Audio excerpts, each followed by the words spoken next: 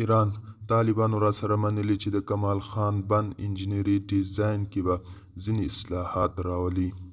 سلام، وخت مو په خیر. پام وکړئ د نن ورځې تازه خبر ته. ایراني چارواکو د کمال خان بند د حقابې اصلاح کولو لپاره له طالبانو سره نوې مرحلې ته د خپلو مذاکراتو د داخلېدو خبر ورکړ. ایرنا خبري اژانس د ایران د اوبو صنعت وزارت د ویان عیسی بزرګزاده له قوله خبر ورکړی چې نوموړي ویلي ایران غواړي د حقابې ترلاسه کولو لپاره باید کمال خان بند اصلاحات رامنځته کړي. نوموړي ویلي د ایران غوښتنه دا ده چې د کمال خان بند انجنیري سیسټم باید له سره جوړ شي. د ایران مذاکره کوونکي پلاوي طالبانو سره پر دې موضوعاتو خبرې کړې دي.